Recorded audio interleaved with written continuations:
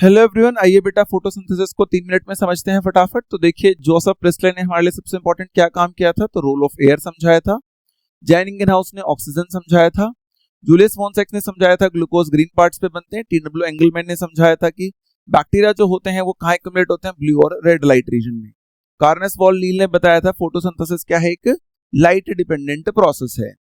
Light reaction thylakoid या stroma लैमेले में होती है, डार्क रिएक्शन स्ट्रोमा में होती है। एब्जॉर्प्शन स्पेक्ट्रा ऑफ क्लोरोफिल ए और action spectra of photosynthesis match exactly नहीं करते हैं, क्योंकि बाकी भी पिगमेंट्स होते हैं वो भी थोड़ी बहुत एब्जॉर्प्शन करते हैं और फोटो ऑक्सीडेशन से बचाते हैं क्लोरोफिल ए को।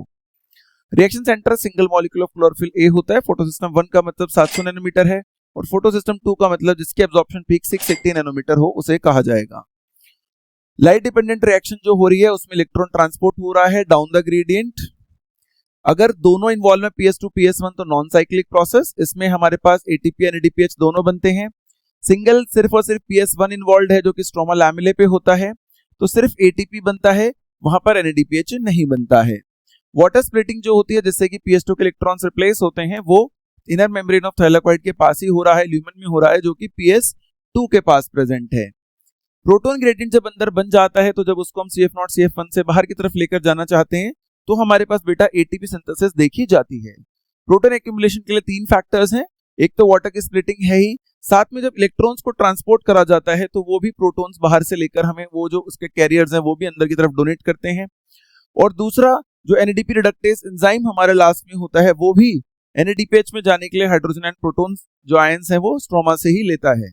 इसकी वजह से हमारे पास अंदर कंसंट्रेशन ज्यादा हो जाती है। उसके बाद जो C3 प्लांट्स हैं हमारे, उनके अंदर RUBP होता है, CO2 को रिसीव करने के लिए PGA बनता है, एक ग्लूकोज के लिए 18 ATP 12 NADPH होते हैं। C4 प्लांट्स पे फोटो रेस्पिरेशन नहीं होती, क्रैंज एनाटमी पाई जाती है, इम्परवियस है, नो इंटरसेलुलर स्पेस होता है। यहाँ पर रिसेप्टर PEP है, प्रोडक्ट ऑक्सोएसिटिक एसिड है। ऑक्सोएसिटिक एसिड को मैलिक एसिड में कन्वर्ट करा जाता है, फिर नीचे बंडल शीट सेल्स के पास भेजा जाता है, वहां पर इसकी जो C3 साइकिल है वो टेक प्लेस करती है। फोटो रेस्पिरेशन में कोई ATP नहीं सिंथेसाइज होती, एक फॉस्फोग्लिसरेट और एक ग्लाइकोलेट बनता है, उल्टा इसमें ATP यूज हो जाती है कई बार, तो ये हमारे लिए वेस्ट प्रोसेस ही होता है। फैक्टर्स को देखते हैं तो light intensity, CO2, temperature photosynthesis को अफेक्ट करते हैं। जो फैक्टर सबसे अपनी मिनिमम वैल्यू के पास होगा वही रेट ऑफ रिएक्शन को डिसाइड करेगा। जनरली सबसे ज्यादा अफेक्ट करने वाला फैक्टर CO2 होता है रेट ऑफ रिएक्शन को। लाइट जो होता है वो 10% अगर हमें मिल जाए सनलाइट का तो ही वो लाइट सेचुरेशन की तरह पूरा काम कर जाते हैं हमारी फोटोसिंथेसिस के लिए। Thank you so much for watching the video.